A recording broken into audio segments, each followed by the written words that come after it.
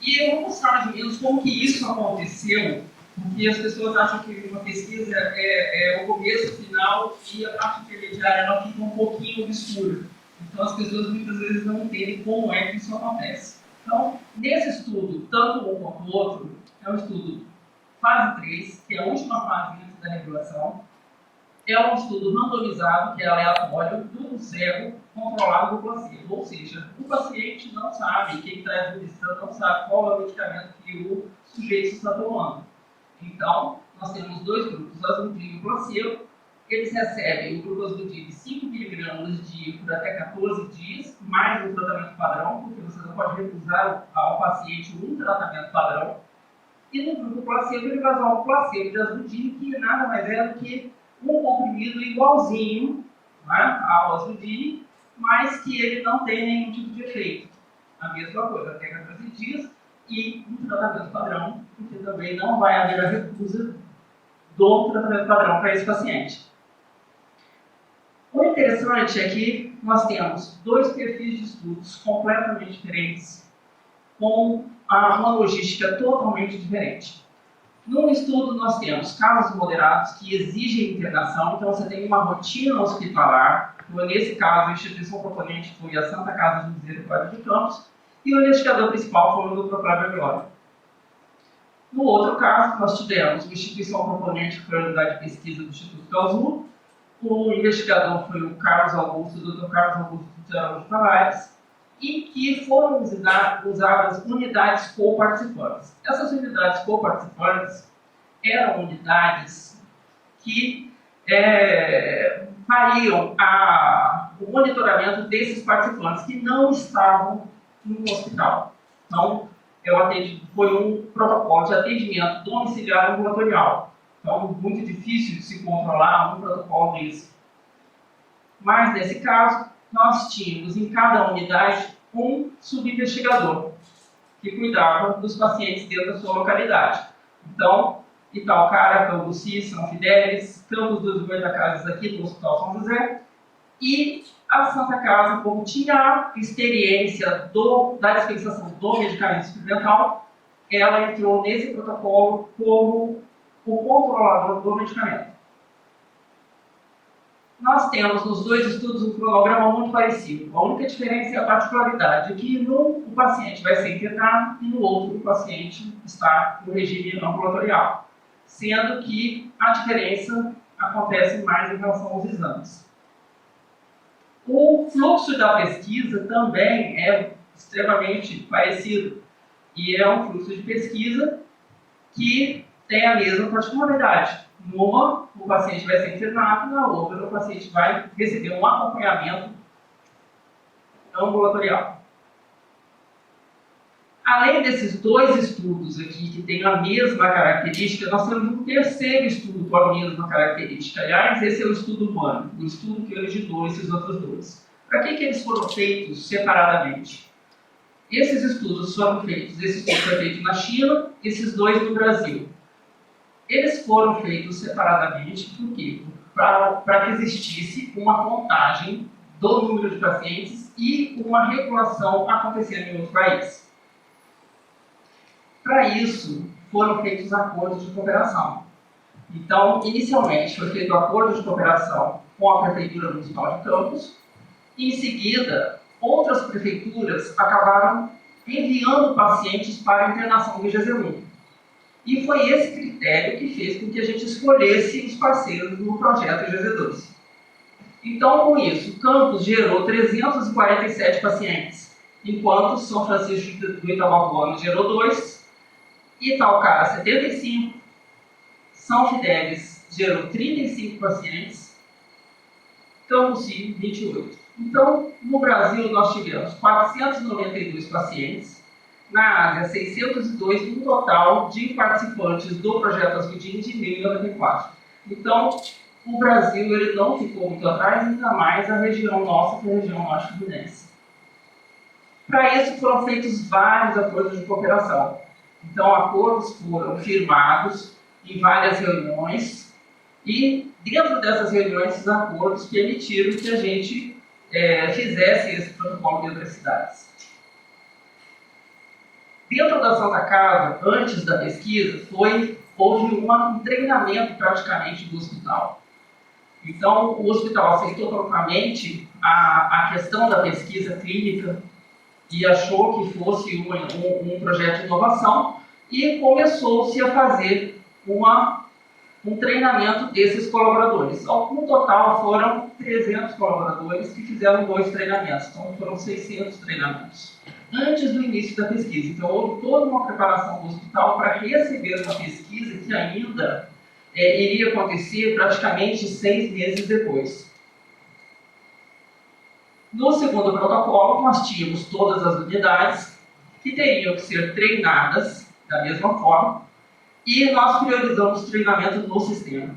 Por quê? Porque exigiria um treinamento à distância e exigiria uma quantidade, um volume de dados de muitos pacientes por dia e que os dados seriam a nossa prioridade.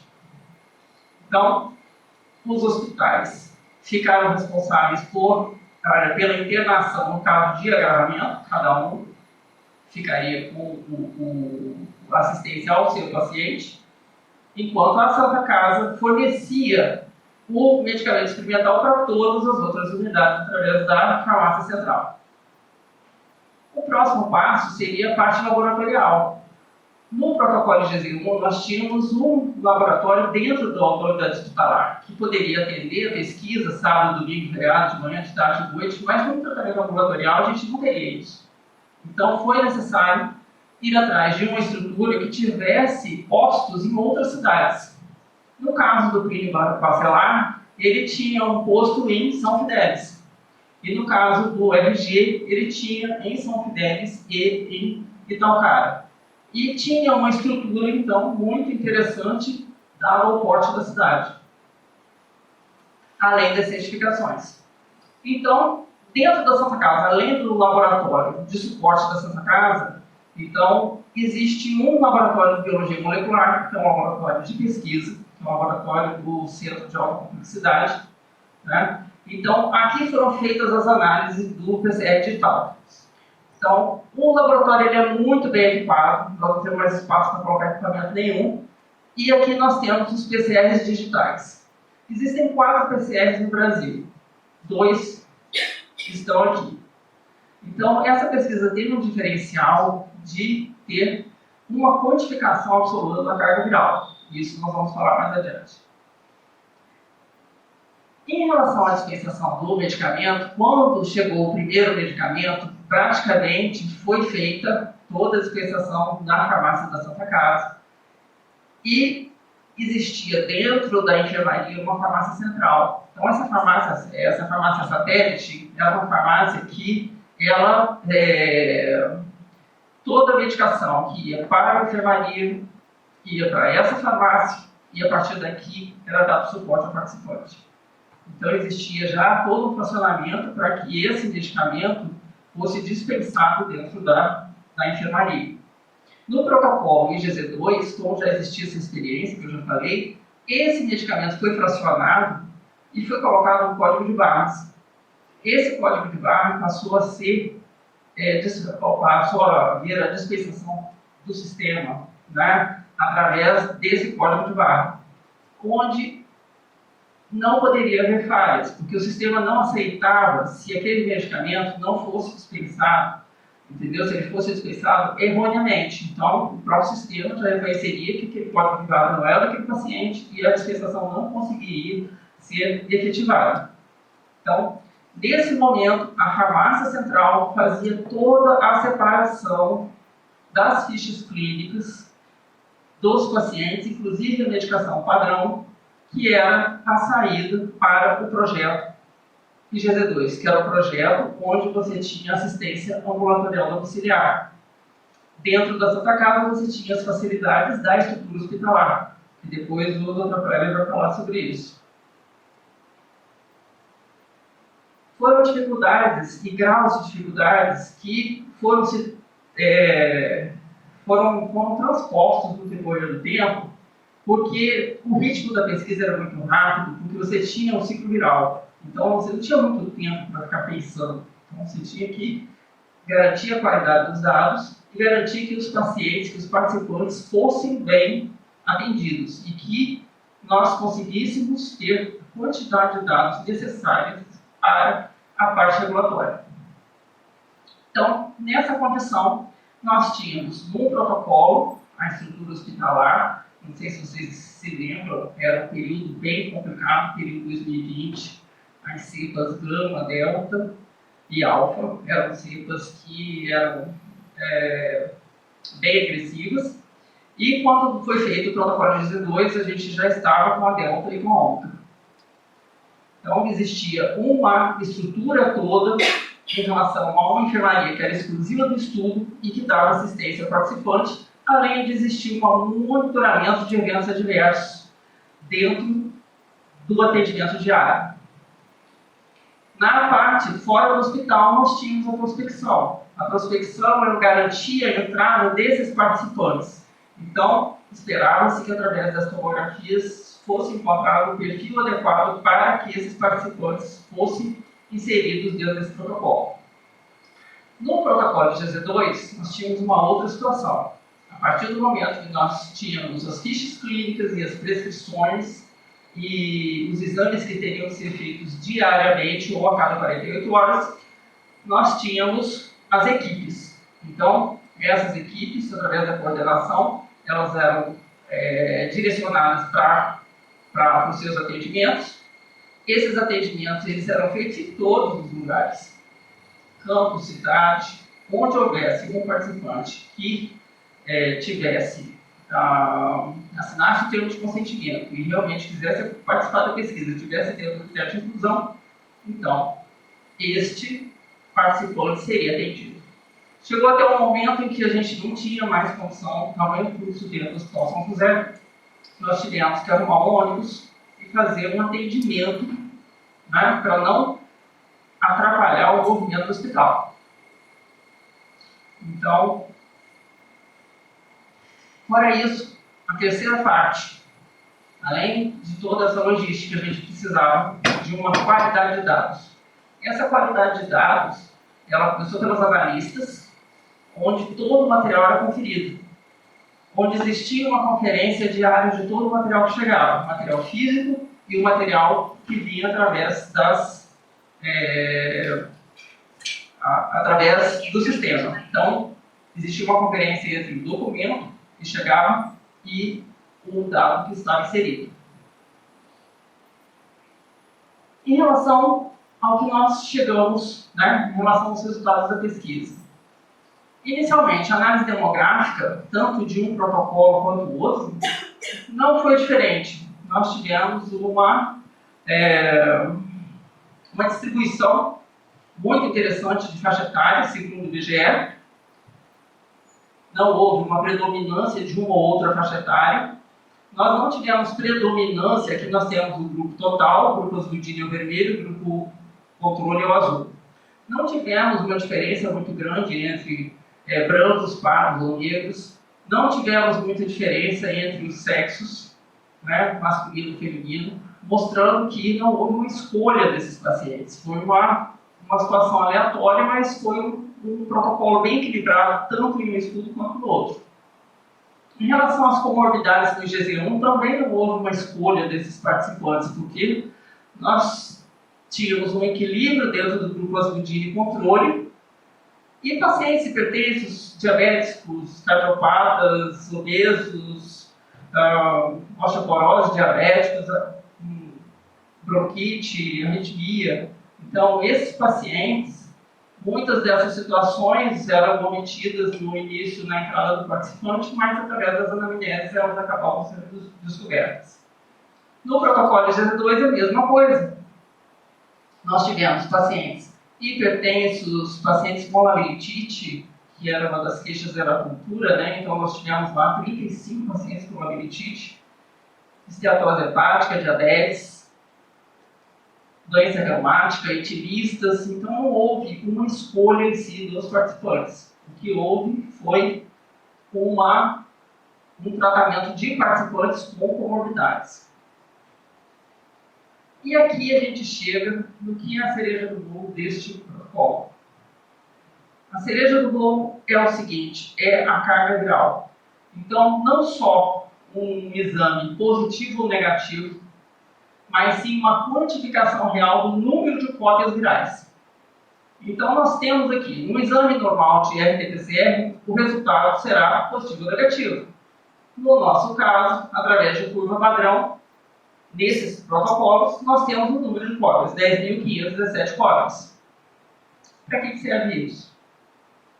A partir do momento que nós temos uma noção de quantas cópias esse indivíduo tem, é possível, através do atendimento clínico, perceber se essas cópias estão se mantendo, se essas cópias estão reduzindo gradativamente ou abruptamente.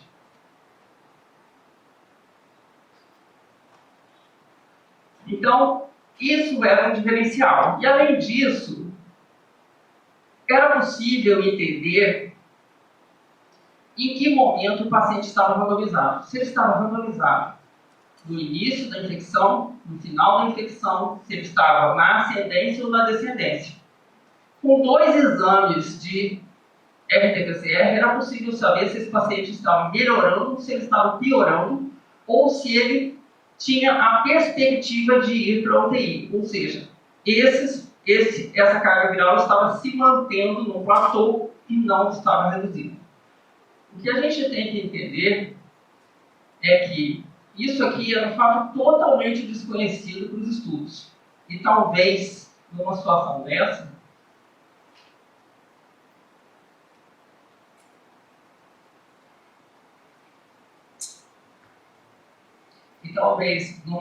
dessa, o manejo que foi conseguido dentro da enfermaria, através da observação do médico, dos colaboradores, dos investigadores, foi possível reduzir o nível de agravamento para 3,88%, o que foi muito baixo numa época em que o agravamento era praticamente entre 25% a 50%. Então, essa dica de manejo foi uma dica assim, fantástica em relação ao acompanhamento. E esse primeiro acompanhamento foi feito nesse protocolo. Nesse protocolo, acabou repetindo a mesma curva de dispersão. Então, só para entender que o valor do P é o valor de probabilidade de encontrar algum resultado igual, ou seja, daquela situação se perpetuar. Então, se você, em pesquisa, se você tiver um P menor que 0,05, então você tem um excelente resultado de pesquisa. Agora, se você tem um resultado de 0,001, você tem uma probabilidade de 0,1% ou 99,99% de repetição daquele resultado. Então, significa que aquilo não é aleatório. Então, por que eu expliquei isso? Porque, vamos aos resultados. No estudo IgG1, nós temos um score. Né? O score é por exemplo, o paciente entrou, foi internado, e ele teve alta. O score mudou, ele melhorou, e se ele saiu do hospital, é óbvio que isso foi um resultado positivo. Então, praticamente, de todos os participantes, 7 pacientes agravaram, 6 foram a óbito por agravamento da doença, 1 se recuperou e depois de uns 30, 35 dias, se eu não me engano, acho que foi, não me lembro exatamente, um paciente foi detectado com uma insuficiência mitral, o colega internou ele 2 vezes e ele fugiu 2 vezes do hospital. E veio a óbito não por falta de socorro, e sim porque ele realmente se recusou à cirurgia cardíaca. Então, nessa condição, aqui, nós temos um P de 0,24%, o que é bastante significativo. No protocolo de Z2, nós não temos uma mudança do score, porque o paciente já estava em casa e ele continuou em casa, o que era esperado. Então, em relação à redução da carga viral, nos 2 estudos, houve significância, ou seja, um P de 0,002. Então, existe uma probabilidade de 99,98% de repetição, o que é muito alto. No protocolo IgZ2, uma probabilidade de repetição de 99,999%. Então, esse estudo, praticamente um estudo, confirma o que o outro estudo fez. Então, nós temos o mesmo resultado em dois estudos.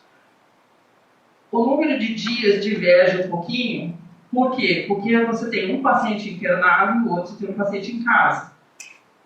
E nessa condição, você tem um tempo reduzido do grupo Asbudin em relação ao grupo placebo. Nesse protocolo, 9 pacientes não negativaram com 14 dias. Demoraram um pouquinho mais do que 14 dias, mas todos eles tiveram alta. Neste protocolo, nós tivemos 5 pacientes com mais de 14 dias para negativação, mas todos tiveram alta. Em relação ao tempo de internação, o grupo Asbudin no protocolo de internação, ele saiu em 6,5 dias, enquanto o placebo em 8. No protocolo GZ2, 6 dias, enquanto o placebo em 10. Então, houve muita significância desse resultado. O protocolo GZ1 foi feito sequenciamento genético. Então, nós tivemos uma análise preliminar que levou a um cálculo e uma análise estatística mais rigorosa desse protocolo. E, ao mesmo tempo, foi feita uma análise, um sequenciamento genético que detectou que as cepas tratadas foram alfa, delta e gama. Então, não foram cepas simples. E, mesmo assim, a significância foi alta, o que significa que leva à conclusão de que não importa qual a cepa, o tratamento foi eficaz, independente do tipo de cepa que está sendo tratada. Então, a Asbudin funciona para todas as cepas.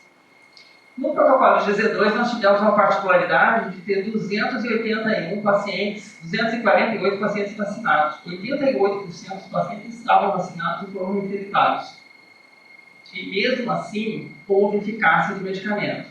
No protocolo GZ1 não haviam pacientes vacinados. Quer dizer que não haviam 6. 3 no grupo controle e 3 no grupo Asbudin.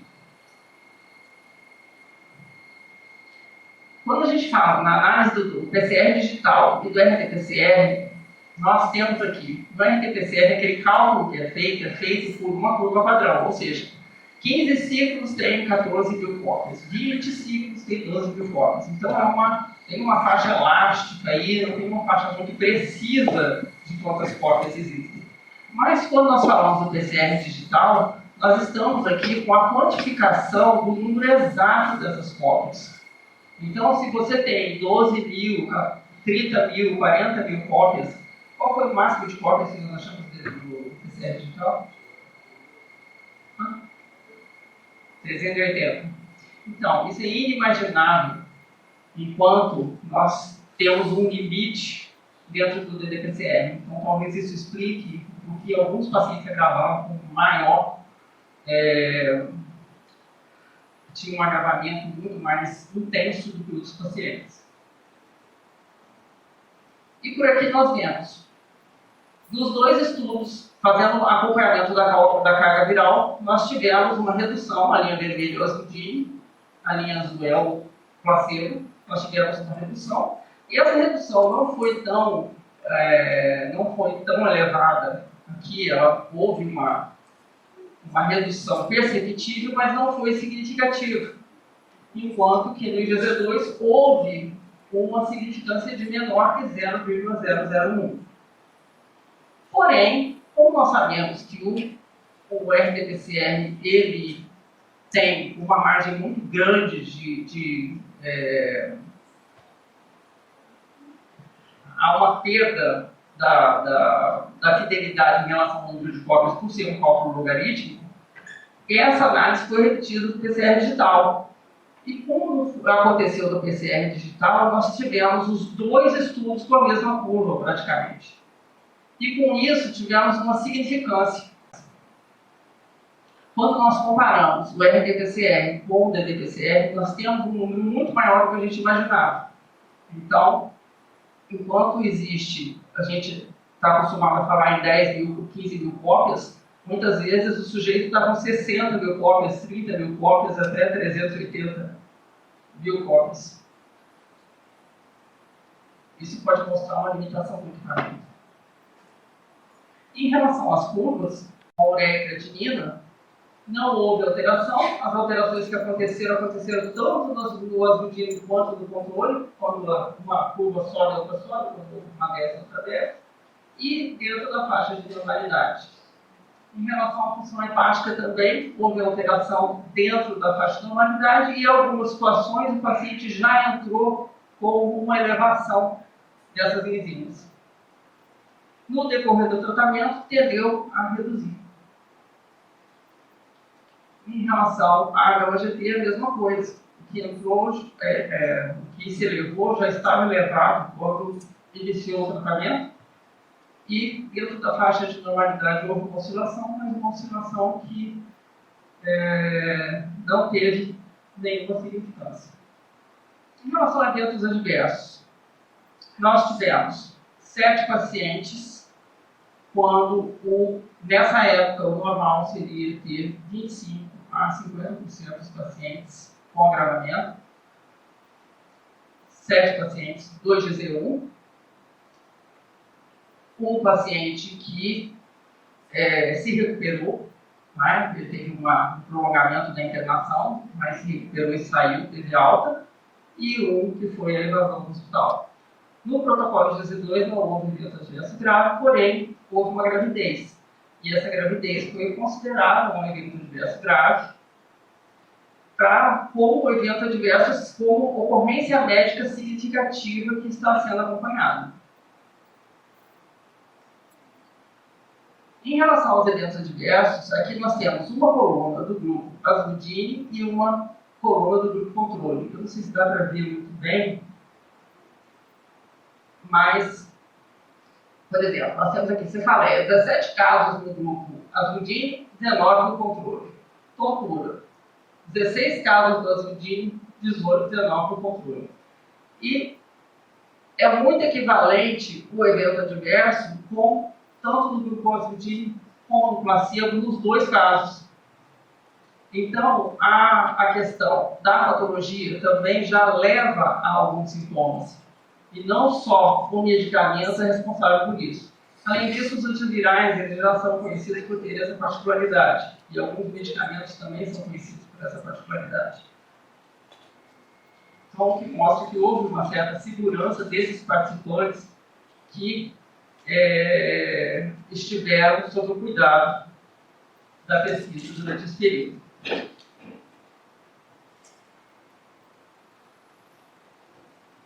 Em relação à saída do estudo, houve uma saída do estudo do projeto GZ1, que foi uma paciente que saiu do estudo porque tinha que tomar conta dos netos, porque senão a filha perderia o emprego. No GZ2, nós tivemos uma saída de 10% dos pacientes. 31 pacientes saíram do estudo. Por quê? Alguns consideravam que não precisavam mais de tratamento, enquanto outros consideravam que não queriam mais as visitas, porque essas visitas estariam incomodando o seu dia a dia. O interessante disso é que foi baixíssimo o número de perda de segmento. Então, praticamente, o B15, que são os exames realizados no projeto GZ1, 95,34% foram realizados.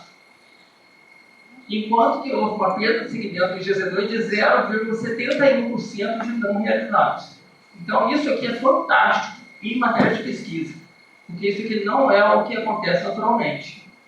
Então, a completude dos dados, ela realmente permite que se faça uma análise muito apurada, muito completa. Só para ter uma ideia, esses dados que foram coletados, e cada protocolo gerou uma planilha do Excel, o IGZ1 1.800.000 campos e o IGZ2 com 2,5 milhões de campos. O IGZ1 gerou um relatório final de 2.500 folhas e o IGZ2 também. Então, essa completude dos dados, ela permite que você tenha resposta para todas as questões regulatórias. E isso é importante na pesquisa. Então, finalizando, nós temos o Vasudine, que é um medicamento oral com a vida média de 3,8 horas, uma eliminação renal em 24 horas em droga íntegra e metabólica, e os eventos adversos nós vimos agora.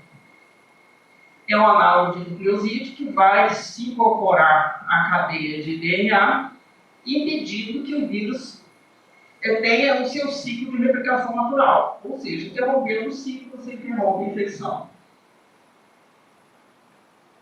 Recentemente, nós fizemos uma filmagem, hoje é a nossa segunda filmagem. Então, fizemos uma filmagem com os pesquisadores, em que essa divulgação está sendo agora editada, vai ser editada em português e inglês, para que essa experiência que aconteceu aqui, ela possa ser transmitida, né, internacionalmente, em redes sociais, nas redes sociais de vocês, e vocês dizerem que vocês participaram dessa pesquisa. Hoje o medicamento foi para registro, quem fez isso é uma empresa, tá? Uma empresa que é contratada para fazer isso, né? E hoje nós temos um benefício para a população, porque a partir do momento que um medicamento ele é liberado, o Vasudine ele tem propriedades para o tratamento da hepatite B, hepatite C e HIV. Então é muito mais fácil você ter outros usos para esse medicamento. Então, agora, nessa reta final, nós estamos fazendo o encerramento da pesquisa e a divulgação, né, para a população dos resultados. E nós podemos considerar que todo mundo fez a diferença. Porque hoje nós temos medicamentos que existem para a Covid-19, são medicamentos que afetam a cadeia, se incorporam ao genoma e têm nefrotoxicidade e hepatotoxicidade. Enquanto daqui sai um medicamento que pode ser usado por via oral com uma excreção de 24 horas em droga íntegra e metabólica. E ainda funcionando em D3, D5, D7 e D9. Por que funcionando em D3, D5, D7 e D9? Porque um PCR digital conseguiu tornar essa informação tão fidedigna que vai ser uma das primeiras situações em que você sabe em que momento o medicamento funciona. Eu gostaria de agradecer.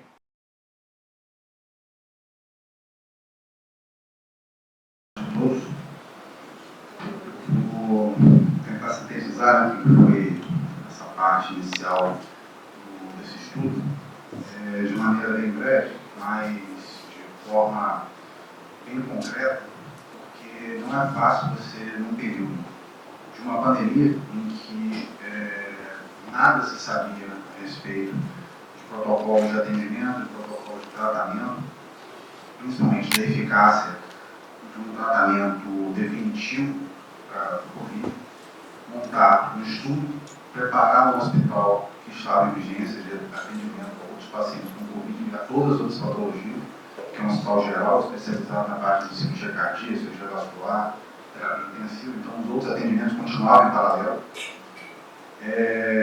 Treinar juntamente no Instituto Gaúcho todos os funcionários, todos os profissionais médicos, todos os profissionais de enfermagem, fisioterapia, técnicos de enfermagem, profissionais de limpeza e higienização, profissionais da área de farmácia, profissionais administrativos para coleta de dados, com tudo isso em vigência numa pandemia, cada hora tendo um profissional que tinha que ser liberado porque estava afetado, cada hora eles trocavam um profissional, então assim, foi um período conturbado para se fazer um estudo, mas eu acho que isso foi até propício para se provar o valor de que, principalmente na área científica, o rigor no estabelecimento dos protocolos de operação padrão, principalmente no tratamento de qualquer tipo de patologia, principalmente uma doença grave que chegou na pandemia, ela mostra resultados.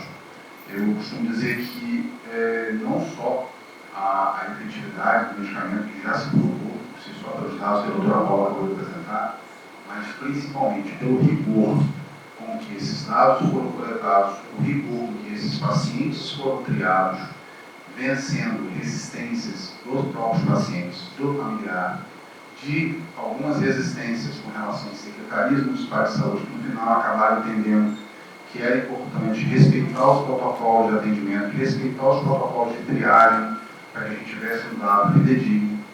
Então, vencer todas essas resistências gerou a possibilidade de você ter um dado fiel, fidedigno, para que a medicação fosse efetivamente testada. Reforçando, num período extremamente conturbado. Então, você montar um ambiente em que a principal proposta é de assistência ao paciente, 24 horas por dia, mas principalmente treinando e fazendo com que o objetivo dos profissionais que ali estavam fazendo assistência fosse de coletar informações para que isso fosse ser utilizado a posteriori. Essa mescla em que você tem que andar em paralelo com a parte assistencial, dar o carinho, dar o suporte ao paciente que está em uma enfermidade que nem ele sabe qual vai ser a evolução dessa doença dentro do seu ambiente de internação. Não se sabia, até segunda ordem, a ação dessa medicação e a efetividade. Então, andar em paralelo com a parte científica e a parte médica, acho que isso foi talvez a maior dificuldade enfrentada por todos, talvez porque a gente teve grandes dificuldades, mas eu acho que isso acaba se provando muito eficiente, principalmente falo pelo hospital, que pode ter certeza que isso melhorou e muito a qualidade assistencial, uma vez que a disciplina na assistência, a disciplina na atenção aos protocolos e a disciplina na coleta das informações, isso melhorou muito na instituição hospitalar depois do treinamento que o Instituto Galgo fez, principalmente depois de a gente ter passado por esse processo de coleta de dados, coleta de informações na pesquisa dentro da instituição hospitalar. É importante a gente ter também noção de que o auxílio nessa primeira fase de desenho e o suporte da Prefeitura Municipal de Campos, junto com o seu secretário de saúde, junto da Secretaria Municipal de Saúde e dos hospitais de pronto-socorro, das UPHs, foi fundamental para nos permitir a coleta, a recepção desses pacientes, a triagem desses pacientes, está recebendo os profissionais que estavam fazendo a triagem, recebendo os profissionais que estavam fazendo a captação desses pacientes, permitindo que eles fizessem a apresentação de todos os protocolos para os pacientes entenderem onde eles estavam sendo internados, por que eles estavam sendo internados, qual era a importância desse estudo e qual era a vantagem de se estar dentro do estudo, em que o suporte hospitalar era muito superior, muitas vezes, à assistência que estava sendo gerada na região, até mesmo em hospitais privados. E com a exclusividade, você ter a possibilidade de tratar com a medicação que já estava se mostrando muito eficaz em um estudo internacional feito na China. Então, foi um desafio enorme. Acho que o Instituto de Galgo está de parabéns com relação à iniciativa em buscar esse tipo de projeto no Brasil. Está de parabéns por buscar essa iniciativa para o interior do estado do Rio de Janeiro, para a região norte do Fluminense. Acho que esse ineditismo em estudos internacionais, isso deve perseverar, acho que isso deve continuar. Acho que outros estudos estruturosos devem estar realizando nesse mesmo padrão, seguindo essa mesma rigidez, para provar que a nossa região tem capacidade, tem competência junto da Faculdade de Medicina de Campos, junto da UENF, junto de outros institutos, escolas de ensino superior que fazem a diferença na nossa região, instituições hospitalares, assim como a Santa Casa, o Hospital Alphaville, plantador de cana, a Beneficência Portuguesa, que foi o centro de tratamento do Covid em Campos de referência, onde a gente conseguia trocar muitas experiências, inclusive a gente captou de lá 2 profissionais médicos para compor a equipe, devido à sua experiência no tratamento do Covid na fase inicial, onde a gente não tinha nenhum tipo de expertise na assistência a esse paciente. Então, foi uma dificuldade enorme, mas eu acho que a região se prova como um centro de excelência em que a gente pode replicar esse trabalho com outros trabalhos, pode buscar novos patrocinadores de estudos ou novas possibilidades de estudos para a região, provando que a gente tem a capacidade de fazer isso aqui no Norte Fluminense, não sendo uma exclusividade do interior de São Paulo ou de áreas de capitais que têm universidades, que têm escolas de saúde dentro das instituições hospitalares que podem dar esse know-how. A gente mostrou isso aqui na prática, fazendo com que a Santa Casa fosse um braço de uma instituição de pesquisa, fazendo com que fosse um braço, muitas vezes também, para assistência, para verificação e óculos da evolução do paciente durante a utilização das medicações. Foi muito importante acompanhar a evolução desse paciente dentro da unidade de terapia intensiva, quando ele se complicava. Tudo isso gerou uma quantidade enorme de dados, terabytes de dados que foram analisados e que geraram esses resultados finais. Acho que isso é muito importante e prova que realmente a nossa região tem competência e capacidade de realizar esses estudos. No mais, eu queria agradecer ao Instituto, ao Azul, pela oportunidade de participar do estudo, de permitir que a Santa Casa de Misericórdia fosse parceira desse projeto.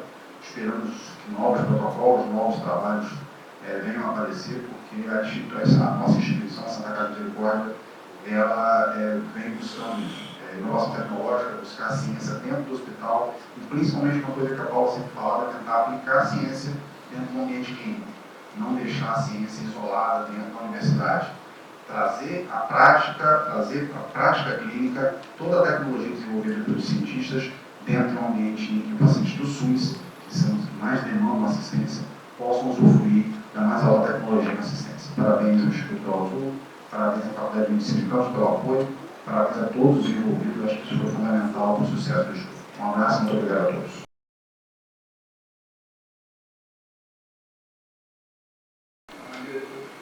Contribuíram com trabalho, com dedicação, com seriedade, com competência para que nós pudéssemos chegar a esse resultado extraordinário.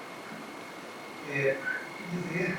Quero agradecer ao Dr. Kleber, porque o Dr. Kleber já disse tudo que nós temos aqui para ouvir, né, Dr. Kleber? Ele viu todas as dificuldades que nós enfrentamos, todos os desafios que nós tivemos que transpor para tornar realidade esse projeto. E eu, como membro do Instituto da Azul, quero agradecer a Santa Casa, a todos os hospitais, todos os colegas médicos, todos os enfermeiros, técnicos, enfermeiros, farmacêuticos, nossos motoristas, né, nossos colaboradores, aqueles que participaram de maneira direta nesse grande projeto. Nós sabemos que a ciência ela não se constrói apenas com intuição, ela se constrói com fatos, ela se constrói com pesquisas sérias, ela se constrói com dados. E foi por esse trabalho realizado que nós podemos chegar ao final do resultado dessa pesquisa, que vai colocar não só o nosso Instituto do Azul no radar nacional, mas também todos que participaram, né? A Santa Casa de Misericórdia, a Faculdade de Medicina, né? a UENSP, os demais hospitais que participaram, no radar internacional também. Essa é uma importante vitória para todos nós. Então, deixo em breves palavras o meu agradecimento a todos vocês e boa noite.